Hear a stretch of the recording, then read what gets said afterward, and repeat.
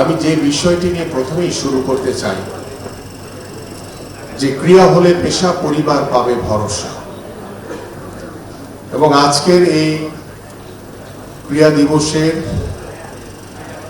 যে প্রতিপাদ্য বিষয় সেটি আন্তর্জাতিকভাবে এবং দেশীয়ভাবে যে আমরা ক্রিয়াকে একটি সেতু বন্ধনে আবদ্ধ করতে চাই এবং সেই বন্ধনের মাধ্যমে আমরা সকল বাধা বিপত্তিকে অতিক্রম করে আমরা আমাদের কাঙ্ক্ষিত লক্ষ্যে পৌঁছাতে চাই। এবং আমাদের মাননীয় প্রধানমন্ত্রী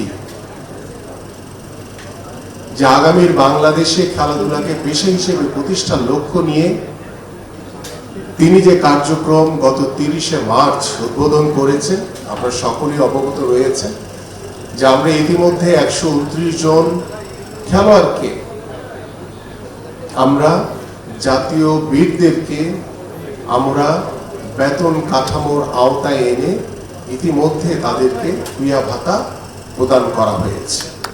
এবং আমরা পর্যায়ক্রমে আমরা প্রাথমিকভাবে 500 জন জাতীয় বীর, জাতীয় খেলোয়াড়দেরকে আমরা এই বেতন কাঠামোর ভিতরে অন্তর্ভুক্ত করতে যাচ্ছি ইনশাআল্লাহ।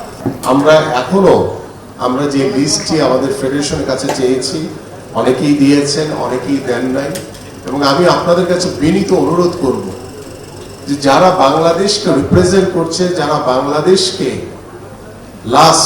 বাংলাদেশ দলের প্রতিনিধিত্ব করেছে, আমরা প্রাথমিক পর্যায়ে সেই সকল ক্রীড়াবিদদেরকে আমরা এই তালিকায় অন্তর্ভুক্ত করতে চাই। সেই জায়গা থেকে আপনাদের সহযোগিতা চাই। যারা যোগ্য, যাদেরকে নিয়ে আমরা এগিয়ে যেতে পারবো, সেই মানুষগুলোর তালিকাটা আপনারা প্রদান করবেন। এবং আমি আজকে আপনাদের কাছে আরেকটি বিষয় উল্লেখ করতে চাই, আমরা যে সকল ক্রীড়াবিদদেরকে বেতন কাঠামোর আওতায় এনে ক্রিয়া ভাতা প্রদান করছি, আমরা কিন্তু প্রতি 4 মাস অন্তর এটাকে রিভিউ করি। সে পারফরমেন্স তার ঠিক আছে কিনা, সে ওই দলে আছে কিনা। এইভাবে কেউ যদি তার পারফরমেন্স ধরে রাখে, সে কন্টিনিউ করবে।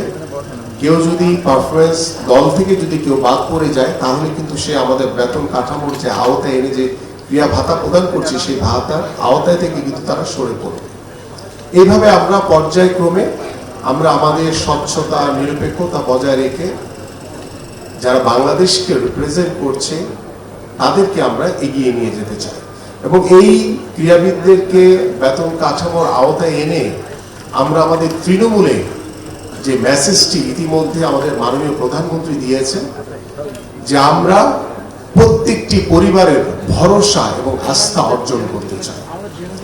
প্রত্যেকটি পরিবার, আমি এই কথাটি সবসময় বলি যে প্রত্যেকটি বাবা মাই চায় তার সন্তান পড়াশোনা করে কেউ ডাক্তার হবে, কেউ ইঞ্জিনিয়ার হবে, কেউ বড় ব্যবসায়ী হবে, কেউ সরকারি চাকরিজীবী হবে। কিন্তু খেলোয়াড় হবে, আমার কাছে মনে হয় না যে কোনো বাবা মা সেটা কখনোই লক্ষ্য স্থির করে।